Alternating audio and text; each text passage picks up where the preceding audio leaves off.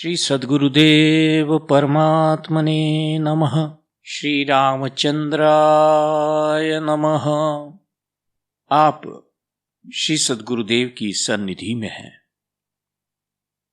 श्री गुरुदेव की सन्निधि में इस पुस्तक के तीसरे भाग से पूज्य कुमुदिनी परमानंद पंजवाणी ने गुरुदेव के कुछ वार्तालाप, पत्र और प्रसंग नोट किए हैं, तो उनमें से अब यह चौथा भाग पढ़ रहे हैं। तो आप लोग सुनिए। पुष्ट 278 पर 278 पर गुरुदेव को किसी ने प्रश्न किया, संत जनों की विश्व शांति प्रार्थना होती रहती थी, है फिर भी अशांति क्यों होती है? श्री गुरुदेव ने कहा, इसलिए कि संतों से अधिक अपने स्वार्थ के लिए प्रार्थना करने वाले हैं। संतों की प्रार्थना से शांति के परमाणु अवश्य उत्पन्न होते हैं, परंतु विरोधी परमाणु टकराते रहते हैं।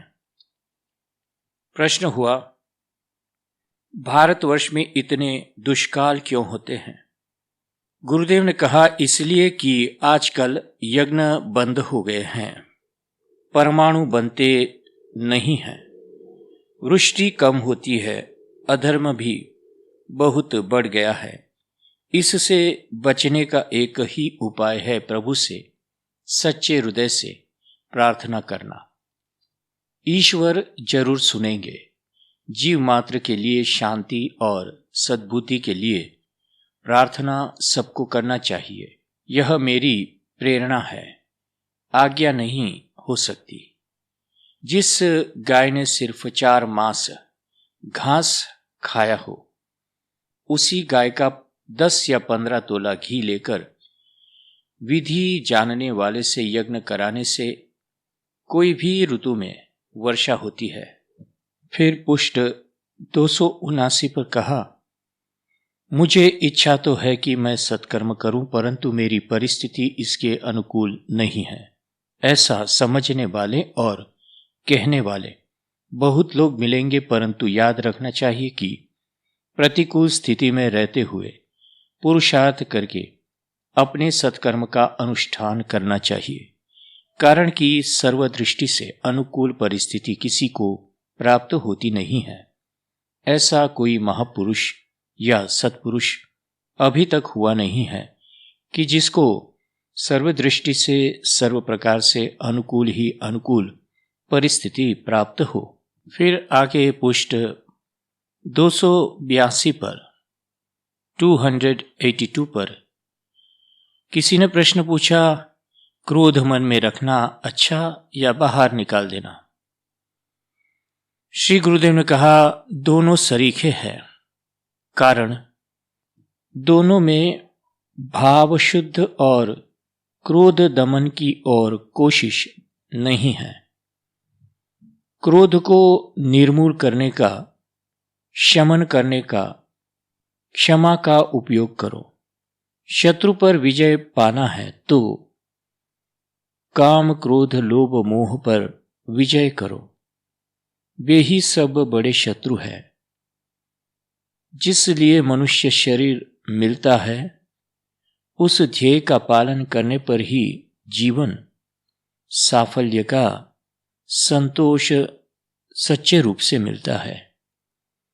रेलगाड़ी में एक अमेरिकन डॉक्टर ने इस शरीर का कष्ट देखकर कहा था, आपको शरीर का बहुत कष्ट होता होगा। मैंने उत्तर दिया, मैंने मनुष्य जीवन जिस लिए प्राप्त होता है सो इस शरीर से पा लिया है, और इसलिए मुझे इस शरीर से पूर्ण संतोष है। शरीर जैसी कोई वस्तु ही नहीं, छोटे छोटे कीटाणुओं का संग्रह बना हुआ है।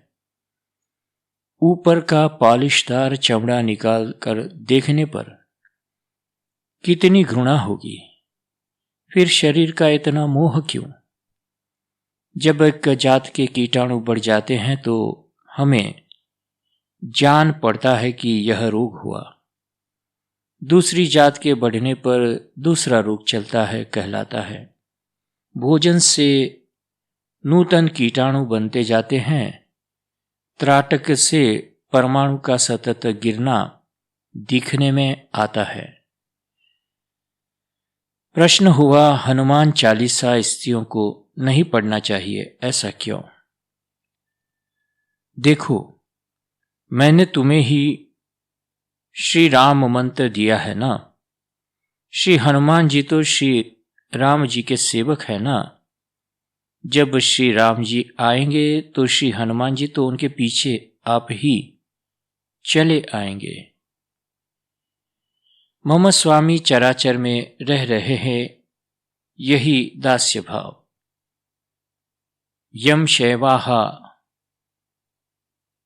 समुपासते शिव इति ब्रह्मेति वेदांतिनो।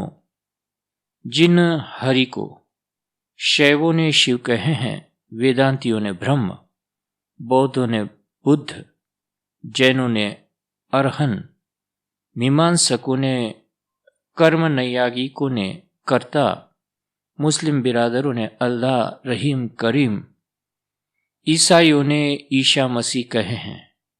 वे ही त्रिलोकपति अखंड श्री नायक श्री हरि का मैं दास हूं, दास हूं, दास हूं। मम स्वामी चराचर में रम रहे हैं। आगे कुछ और वार्तालाप है पृष्ठ 283 पर। छोटे बालक कमलेश को दोपहर में 2.5-3 घंटे सोने का अभ्यास था।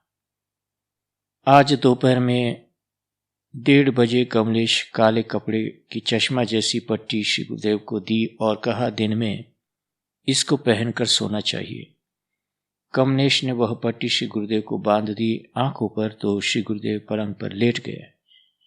श्री गुरुदेव ने कहा, कमलेश तुम मेरे पास सोओगे? कमलेश ने कहा, नहीं, आप बातें करते हैं तो मुझे डिस्टर्ब हो गए। श्री गुरुदेव ने खूब हंस के पश्चात कहा, अच्छा तो है, तुम्हारे निमित्त से आज हम भी तो शांति से सोएंगे और इसके लिए हम तुम्हें थैंक यू कहेंगे। अब आप सब जाएं, अब कमलेश को समय देना पड़ेगा। हम बिल्कुल मौन ले लेते हैं। हम सब बाहर निकल गए। कमलेश जब तक सोता रहा तब तक श्री गुरुदेव भी आराम से रहे। 3 घंटे पश्चात उठे पर श्री गुरुदेव ने कहा, कमलेश सच बताना, तुम डिस्टर्ब तो नहीं हुए? कमलेश ने कहा, नहीं। श्री गुरुदेव ने कहा, थैंक यू। शिक्षा। गुरुदेव ने कहा, सही शिक्षा विद्या वही है जिससे मनुष्य जीवन की आत्मोन्नति का निश्चय व निर्माण हो जावे और उसकी सिद्धि के लिए वही प्राप्त विद्या ही उत्तम साधन बनी रहे। ऐसी सत्वशील होनी चाहिए। सर्वथा हितकारी व उपयोगी शिक्षा सत्पुरुष की सन्निधि में ही प्राप्त होती है, यह ध्रुव है। आदर्श शिक्षा क्रम वही है जिसमें अंतःकरण, ज्ञानेंद्रियां और कर्मेंद्रियों का यथार्थ विकास हुए, दिमाग का विकास हुए और अंतःकरण का विकास न हुए तो स्वार्थ, अनीति व हिंसापूर्ण वृत्ति पनपती है। सेवा भावना पुष्ट होवे, त्याग उदारता की वृत्ति प्रवृत्ति पुष्ट होवे और परहित सेवा व सत्कर्म रसानुभूति, आनंद अनुभूति होवे, ऐसा संस्कार डाले वही शिक्षा उत्तम है। सा विद्या या विमुक्तये, कारण कि यथार्थ मानव जीवन बनता है ना। गुरुकुल में ब्रह्मचर्य शारीरिक परिश्रम व मानसिक विकास को साध्य कराने वाली इन तीनों मुख्य माना गया था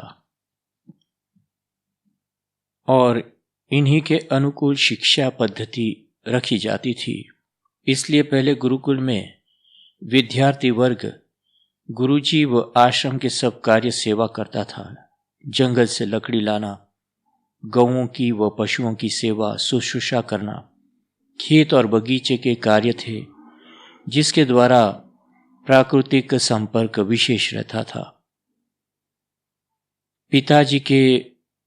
पिताजी ने मुझे पढ़ाना शुरू किया था। पहले सरस्वती वंदना और श्री गणेश जी का श्लोक कंठस्थ कराया गया। संस्कृत से ही श्री गणेश कराया गया था। रामकृष्ण हरि के रूप कंठस्थ कराए।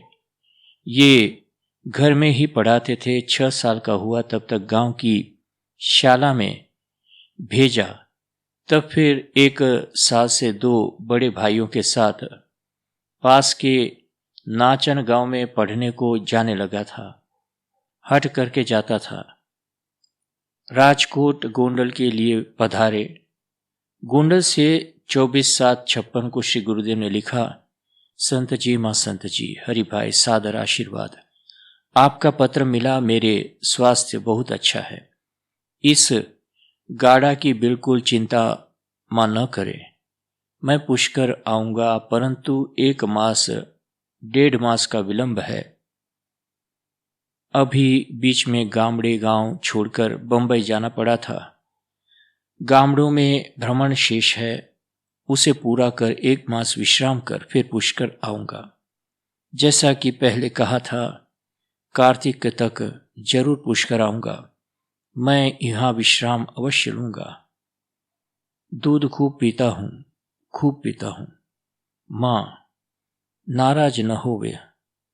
मैं बड़ा आराम से हूं। ठाकुर राजकोट में है और शुक्र को फिर साथ में रहेंगे, चिंता करना नहीं। भावनगर 16/8/56 को श्री गुरुदेव आज भावनगर मेरी मोटी माँ की यहाँ पधारे। पूज्य श्री प्रकाशानंद जी बापू को दिया हुआ वचन और गोपनाथ में 3 मास ठहरने का निश्चय होने पर भी श्री गुरुदेव ने एकाएक काष्ठ के पश्चात भ्रमण करने से जरूरी आराम नहीं किया। ज्यादा भ्रमण के कारण स्वास्थ्य बिगड़ा हुआ है। मोटी माँ, बची बहन, इंदू बहन, नानी बाई, बलवंत भाई मेहता और उनकी धर्मपत्नी सरोज बहन आदि ने 3 मास एक ही जगह विराजने का आग्रह श्री गुरुदेव को किया। श्री गुरुदेव उसको टाल नहीं सके। श्री गुरुदेव ने कहा, ऐसा आराम अनिवार्य तो है ही, परंतु आसपास में कोई देहात में रहने से ठीक रहेगा। इंदू भाई, नाना भाई ने भावनगर के पास के वर्तेज में सर्व इंतजाम किया। श्री गुरुदेव को स्थान पसंद आया। मकान बड़ा था, बीच में विशाल चौक था, चारों ओर कमरे थे। मकान के दरवाजे के ऊपर 2 कमरे थे। 11/8/56 का श्री गुरुदेव का तार मिला। मैं 17/8/56 को भावनगर पहुंची। 18/8/56 हम सब श्री गुरुदेव के साथ वर्तेज गए। श्री गुरुदेव ने कहा, ऊपर के कमरे में मेरा आसन रहेगा और कृष्णा, चंदू, रंजन, बा साहेब, भीमजी भाई व मणिमा, ठाकुर भाई, पीताम्बर भाई, त्र्यंबक भाई कापड़िया, मानशंकर भाई और कुमुद को भी सबको अपना अपना कमरा सौंप दो। अपने सब खूब शांति में साधन नियम करेंगे, आराम करेंगे और जो करे सो। पुस्तक माला, असना बसना, ठाकुर बटुआ अपनी अपनी अपना अपना चूल्हा चौका। असना यानी कि भोजन, बसना यानी कि रहने सोने का, ठाकुर यानी कि पूजा, बटुआ यानी कि पैसा। देखो, 2 मास तो निश्चित, कदाचित 3 मास भी हो जाते। यहाँ 2 मास का समय कम नहीं है। आप सब तो साधन करने वाले हैं। मैं हर एक को ठीक से देखूंगा, हर एक को मिलूंगा। प्रेरणा, कृपा और मार्गदर्शन व बल जो भी आप मांगेंगे बराबर दूंगा। मेरी ओर से कोई त्रुटि नहीं रखूंगा। व्यवस्था का पूरा कार्यभार मोटी माँ के परिवार के ऊपर है। उसमें तुम लोग समय नहीं बिगाड़ना। आगे पुष्ट 286 पर श्री तारा नेत्रदान यज्ञ नाम रख लिया है। आज जमुना दास भाई के साथ में जामनगर से मथुरा दास भाई और उनके दामाद लालजी भाई ठक्कर आए। उन्हीं ने श्री गुरुदेव के साथ एकांत में बातें की पश्चात गुरुदेव समष्टि में कहा, यहाँ 3 मास ठहरना था, परंतु भगवान की इच्छा परमार्थ में शरीर का उपयोग लेने की है। आज अनायास नेत्र यज्ञ का निश्चय हो गया।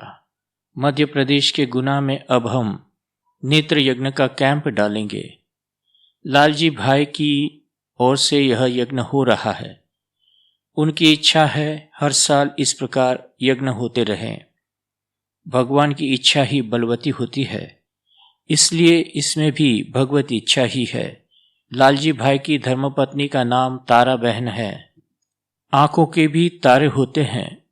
यह संयोग देखो, हमने इसलिए श्री तारा नेत्र यज्ञ कैंप का नाम रख लिया है। गुना में अब बहुत कार्य है। पहले नेत्र यज्ञ में चित्रकूट में सबका थोड़ा थोड़ा खर्च हुआ था।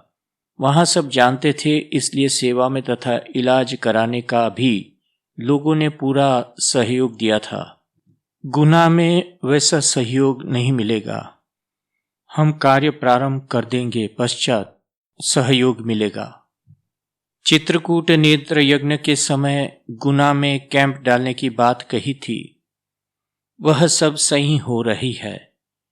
भगवत कृपा से शुद्ध संकल्प अवश्य फलित होते हैं। कृष्णा बेटा, तुम गुना जल्दी पहुंचने का करना। कैंप की पूरी व्यवस्था तुम्हारे जिम्मे रहेगी। डॉक्टर, दवाइयाँ, मरीज इत्यादि की जिम्मेवारी छबिल भाई के ऊपर है। मैं भी बहुत जल्दी ही जाऊंगा। 9/11/56 को ऑपरेशन शुरू करेंगे। छबिल दास भाई को सब लिखो। पैम्पलेट, पोस्टर आदि छपवाने को छबिल भाई को लिखो। आगे पुष्ट 313। श्री रामचंद्राय नमः। 2/9/56। प्रिय छबिल भाई, सादर आशीर्वाद। आपका पत्र मिला।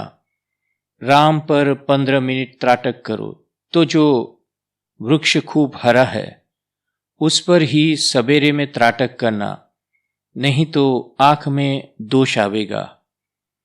बनता सुधी नियम के टाइम में फेरफार न हो तो अच्छा। मन पर थोड़ा कड़काई करना चाहिए तो बराबर आनंद आएगा। टाइम जो बढ़ाना चाहो तो 10-10 मिनट बढ़ाओ। जो वृक्ष पर नियमित त्राटक न कर सको तो राम पर त्राटक छोड़कर नासाग्र पर ध्यान रखकर मंत्र जाप करो। बराबर है, करंट होने दो, हरकत नहीं। जब पात्रता होगी श्यामाचरण लाहिरी बन जाओगे, संदेह नहीं। वरतेज 3/9/56। श्री गुरुदेव ने लिखा, झालावाड़ में मैंने कहा चित्रकूट में मेरा घर नहीं, जैसा वहां है वैसा ही यहाँ है, परंतु पराणे चित्रकूट ले गए। माँ बात बात ने बात, તમામ સંસારની મોટા ભાઈની છબીલ ભાઈની ત્યારે હું કંટાળી જાઉં ને, मानता नहीं ने। रोज वही बात। मैंने निश्चय किया इनके साथ में रहना तो खूब नियम करना, बस पोते थाकी ने बेसी जाए। द्वारका में ऐसा ही किया था, भिंडा खाकर। मेरा शरीर केवल लोट चाहता है या एक साक पालक, बाकी सब अपकार करते हैं। काष्ठ के बाद दूध भी जले छे छाती माँ। माँ, रोटी सिवाय कुछ अच्छा नहीं लगता, पर माँ जो आराम न मिले तो सब खर्च जो होता है, क्यों खर्च होता है, यह भी तो आराम का बाधक है। બધા સાધન માટે આવ્યા છે ને? 4 નોકર, 12 फानस, 1 गैस, 10 मेहमान, बाहर जाने क्या क्या। घर में भी होता है और यहाँ भी, तब दुगना हुआ ना। सब पोत-पोताना करे, मैं भी। पहला मोटी माँ ने कहा, आज पुष्कर तार देकर भगीरथी बहन व हरि भाई को यहाँ आने की आज्ञा दीजिए। अब तो यहाँ पर सब व्यवस्था बराबर हो गई है और मैं रहती हूँ उस कमरे के पास वाला कमरा उन दोनों के लिए खाली रखा है और अब उसमें भी आवश्यक व्यवस्था हो गई है। श्री गुरुदेव ने हाथ से नहीं बुलाना है ऐसी इंगित करके पश्चात लिखा, इनका स्वभाव पहले ही से ऐसा है, इसी कारण तो मैं साधु हुआ ना। લાગણી बहुत છે માટે સ્વભાવ ખરાબ છે। જાદવ પણ માં અતિ કરું કે एक बात दृढ़, एक निष्ठा, एक लय, एक ध्यान, एक बात दृढ़, एक जिज्ञासा, एक रट, एक आशा, एक विश्वास, एक ही जीवन। मैं पहुंच जाऊंगा समय पर जरूर। माँ, रघुनाथ में अन्याय संभव नहीं। डॉक्टर कहे से एनो ज ऑपरेशन थसे। फिर पुष्ट 359 पर कुछ वार्तालाप और है। वर्तेज 27/9/56। कुमुद, कल से भोजन तो समय पर ही रखना। दरवाजा खोलने की प्रतीक्षा करना नहीं, केवल सब बंद। न लिखेंगे न कुछ करेंगे, लिख लिखा है प्रभु मेरा ही सब दोष। तमे वाची लो, आ पत्र छोटे लाल का है। ध्रांगध्रा का रहवासी है और 56 करोड़ का चौथा भाग संतोष पूर्वक चाहता है, उसी में गुजारा करेगा।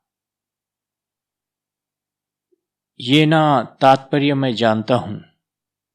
श्री गुरुदेव के श्री वदन पर बहुत सूजन देखकर मोटी माँ ने डॉक्टर को बुलाना चाहा। तब श्री गुरुदेव ने इंदु भाई को कहा, मेरी आज्ञा है, मत जाओ। मोटी माँ से कहा, चिंता ना करो माँ। श्री गुरुदेव ने अपने मुंह पर हाथ रख दिया और कलम कागज लिया और लिखा, माँ, मेरे ख्याल से तो कान में कुछ हुआ होगा। दुखता नहीं, हंसने पर, बोलने पर जरा जरा दुखता है।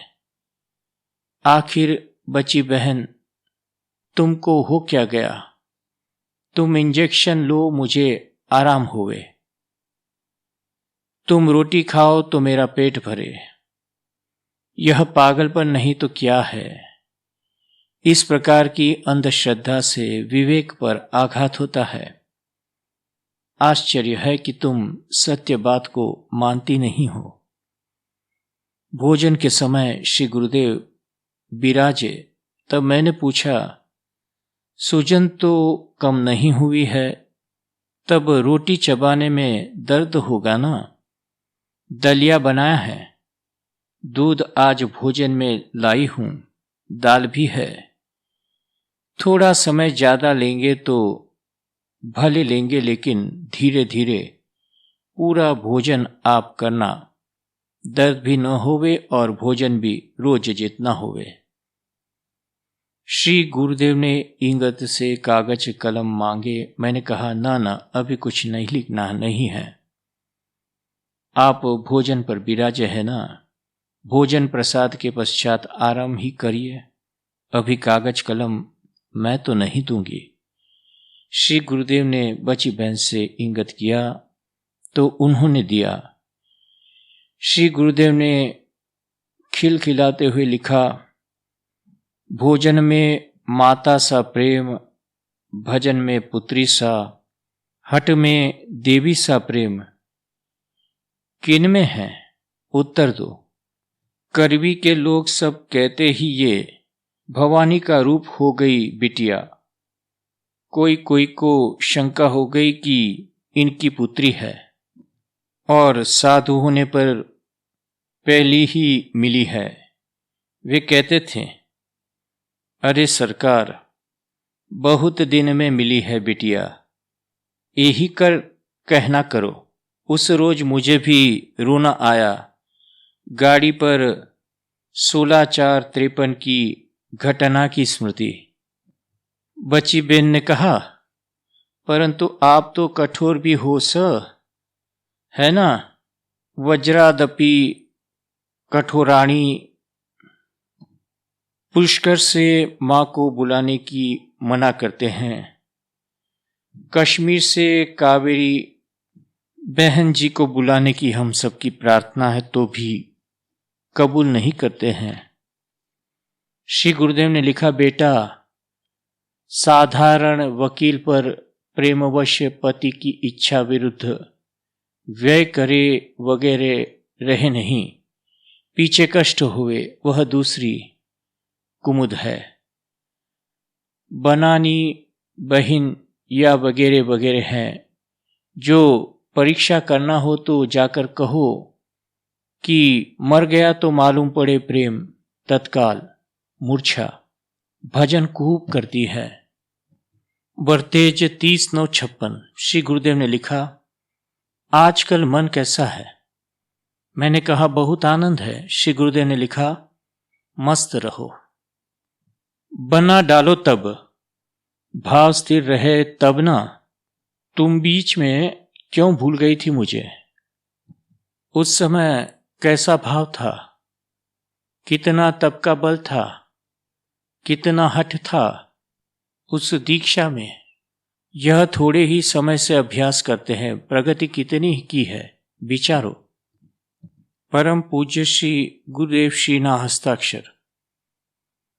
कुमुद से करवी और करवी से कुमुद का स्मरण होता है। 16/4/53 की घटना के अनुसंधान में भोजन करके कभी अभ्यास पर न बैठो। दूध यदि 10 तोला भर है तो अवश्य बैठो।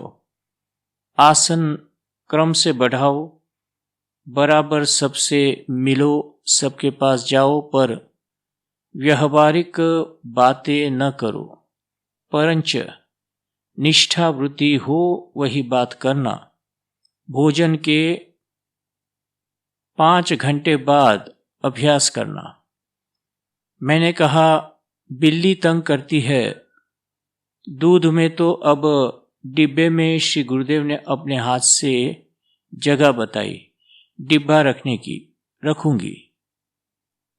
हे नर, सूझे नहीं ना लत ऐसी जिंद, तुलसी या संसार में भयो मोतिया बिंद। मन मैलो तन उजरो, प्रभु को नहीं पुसाए। अस विचार मन मलिनता, दीजे बना बहाए। कादो बाढ़ो हृदय में, चित्त में बाढ़ो प्रमाद।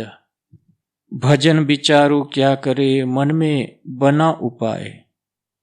काले काले सब भले, मन कालो अति दुख। जो काले को चाहत, बना छोड़िए सुख। सरबस अर्पण जिन करो, रंगे राम के रंग।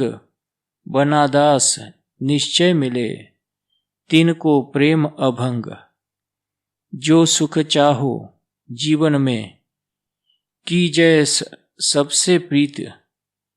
यही मार्ग सरल बना, मन मह रहे परहित।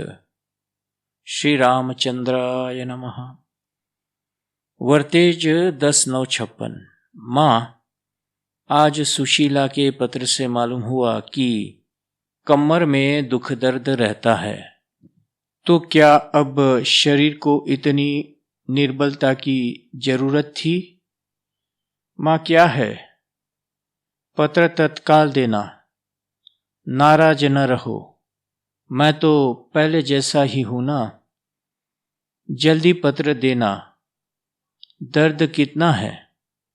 मां, તમે બહુ નારાજ થઈ ગયા છો, માટે હવે ટપાલ શા માટે લખવી પડે?